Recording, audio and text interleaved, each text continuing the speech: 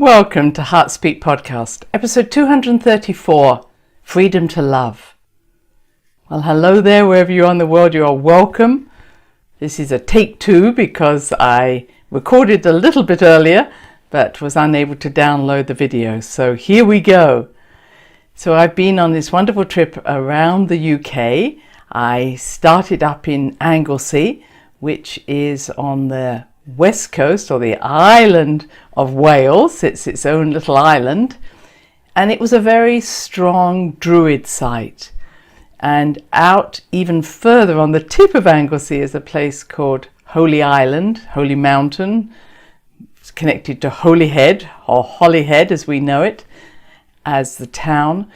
But I was so impressed to see these ancient standing stones and sacred sites, reminding me of the preciousness, of course, again, of Britain, of Wales, of Anglesey, but these Druidic people, these people who believed in the nature kingdoms, who created these amazing sites, often around wells, water wells and oak trees. And I feel I'm a very old Druid, though you might see that on special days around Stonehenge, the Druids come together. And they were seen as a threat to the people, the Orthodox religions, who saw that this was not how they wanted people to worship. There was a God in the sky, not in the earth. And it reminds me of really where we are now, this sense of returning to the earth, to returning to our love of Mother Earth, and not just as something that we look after, but how she is our mother, and we are living her dreams, Gaia's dreams. And so important, I felt, to remind ourselves of the preciousness of this earth and how much sacredness there is within not just a stone circle or a standing stone, but actually in the earth, that magnetic field, in the water flowing, and how sometimes we forget that if a stream is blocked or a river dammed, we've broken and changed the whole dynamic of that area. It's time for us to really listen to the trees and the water and the stones and the fires, and allow us to flow with them in a very natural way. And then I've just come back from this wonderful retreat in the retreat centre of Hawkwood, which is over by Stroud in Gloucestershire. Again, beautiful piece of land. I talked to the trees, I talked to the streams, and I was with a wonderful group of women. Together we made 13, a very magical number for women, and we were there for the new moon, this new moon in Aries, and the equinox, and it felt as if we were holding open this doorway, this portal, which is what an equinox is about, this equality between night and day, equality, but really because it's almost like a balance point. So the door opens, and you may have felt that as you were experiencing the equinox. This, when we have that level of balance, we have that third option to go through the doorway. And it also started, of course, the Aries new moon, the Aries time of Aries, these new births, these new growths. And on the 23rd, we have Pluto going into Aquarius, yay! And it will go backwards and forwards from Aquarius back to Capricorn, as I say, moving backwards and forwards over the next couple of years till probably about November of 2024. And I want to talk about this time. There's some things going on a much more, I would say, mundane level, that Pluto is squaring what we call the North and South nodes, the moon nodes, and they're presently in Taurus and Scorpio. And so what I will say just before I move into the much deeper energy around the Pluto into Aquarius, be aware that between now and June, there's going to be a lot of both Taurian and Scorpio energy being stirred up. So Scorpio being more about the dramas, sex, money, other people's money primarily, really things that have been hidden, secrets. And then we have Taurus, which is about the financial markets, the food industry, what brings us security. So just be aware that Pluto hasn't finished its stirring up of these energies, and that's good for us. We need to bring things to the surface. We need to see where there's prejudice or there's biases or there's abuse going on, and I hope that that will continue to be surfaced through these next few months. But we're just going to move back to the Pluto moving from Capricorn to Aquarius, and you could almost say there's two totally different signs. Capricorn, the order, the structure, the officialdom, the institutions, as we've talked about, or I've talked about many a time. The Aquarius, the freedom to be yourself, freedom to connect to a much wider group of individuals. So Aquarius has this amazing link to higher consciousness, to other consciousness, to intuition, but its ability to synthesize everything is what's very special about Aquarius. So the synthesizing of information will become more important, not just going by one line of thought. And I hope that we're all doing that, not just listening to one person, including myself, but bringing in different ways of thinking and then checking it in with ourselves. Does this feel right? Does this feel true to me? So that when we are working in a more Pluto-Aquarian way, we're never going to listen to one opinion. We're going to bring everything together and then take the best opinion for ourselves or for our communities. So Aquarius is so much about discernment, not judgment. Discernment means let me listen to everything and then I'll make my choice from there, rather than it's right or wrong. So we're moving, I think, from a more right or wrong, more polarized way, a more authoritarian way where I'm telling you what to do and you'll do it, to the Aquarian way, which says, actually, I won't be blackmailed to be told what I should do. I'm going to listen to all the options. And I'm seeing that happening because the Aquarian way is also about communities. So it's about what's the best options for the community. What do we need to do for our community? What do we need to do for our schools, for our health system, for our politicians, or what do the politicians need to do for us? And it allows us to say, look, I don't mind what colour you are, what creed you are, what religion you are. Let's come together. And I feel that that's something I'm listening to, where people are saying, this is not about your party, political party, or your religion, because when we care about the community, we care about our children, those things are put aside. And what I'm watching is, if I may say, those who would like us to stay polarized and fighting each other, getting very frustrated because people are saying, look, yeah, I know that person's someone who I don't usually relate to, but we have a common interest. We have an interest that's much more widespread than I would say the superficial. What is going to help this community in the long term? And I feel that's what we're all being asked. How do I work now, not even just with my family, but how can I serve my community? How can I serve the community in a wider way, which may be, how can I go and meet my neighbour that I might not know well? Or how can I support the school system? Or how can I support something? And not just leaving it up to the few leaders or the few people.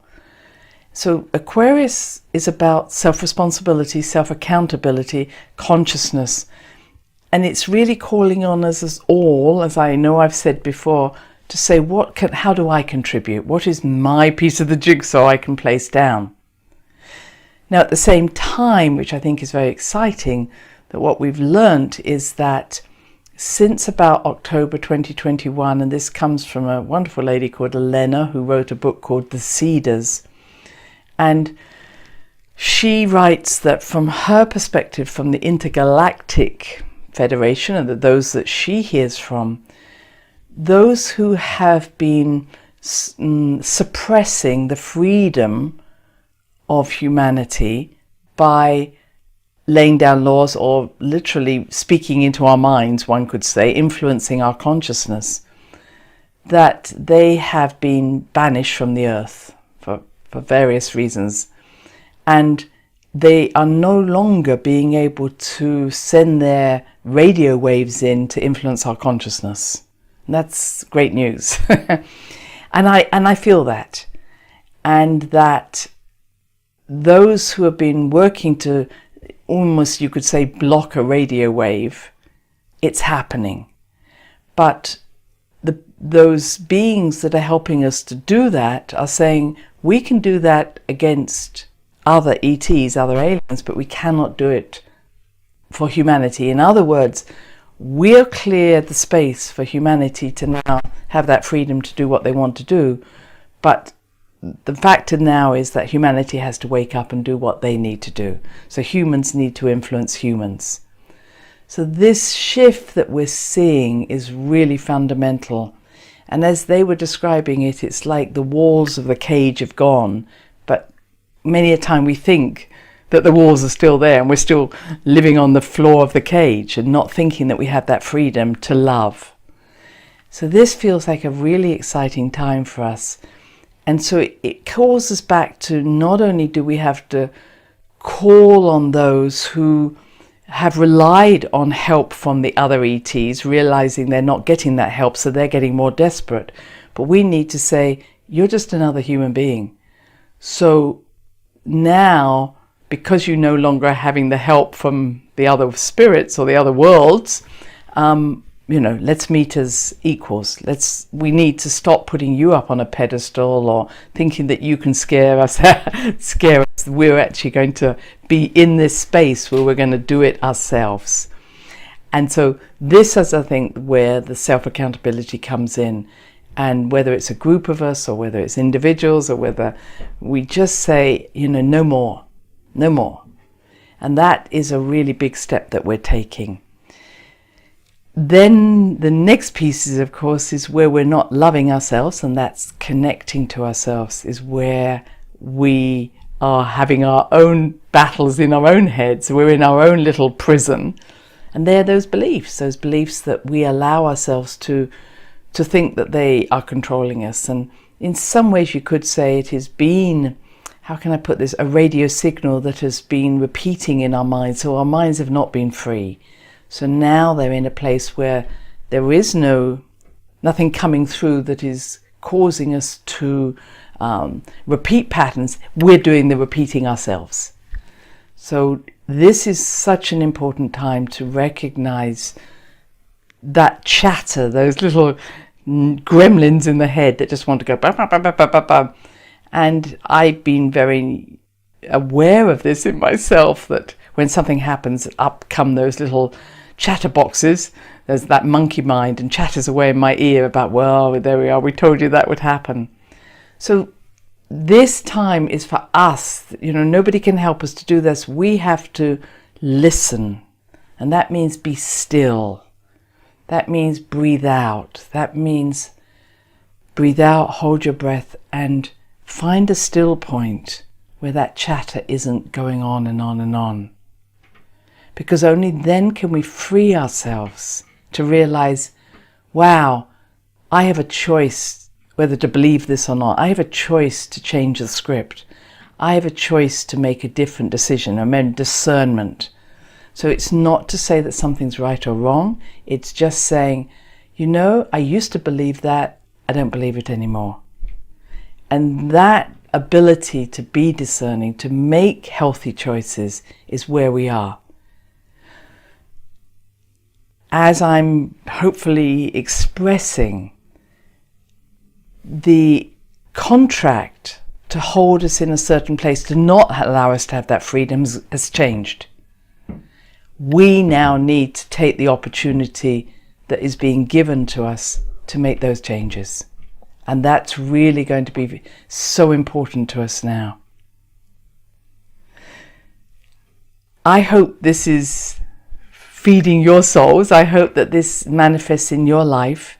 Remember, return to nature, return to the kindness of nature. Remember that it's not about getting rid of any rules. It's about flowing with the natural laws.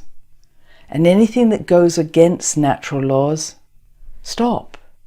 Stop and say, I don't need to try and fight against something. I need to get back into the flow that allows me to know what is loving, what feels freeing, what feels nurturing. And asking ourselves, are those beliefs that I'm following actually nurturing, loving, freedom giving? And that's all that matters. That's all the spirit world wants for us, is to find that space. And let us be with each other in that space, in this wonderful community, where we can honor each other and honor ourselves and find that freedom to love. Until next time, take care. Thanks for listening to the HeartSpeak podcast with Dr. Christine Page. Please check out all HeartSpeak episodes in the podcast archive section on www.christinepage.com. HeartSpeak is also available on iTunes, Spotify, Google Podcasts, Sticher Radio, and now playing on Amazon Music and iHeart Radio. You can also watch the archive podcast on Christine's channel, on YouTube, and now on Rumble. Connect with Christine on Instagram, LinkedIn, and Facebook, including her newest Facebook group, The Great Mother Calling. Do share with family, friends, colleagues. Join us next time for another edition of HeartSpeak.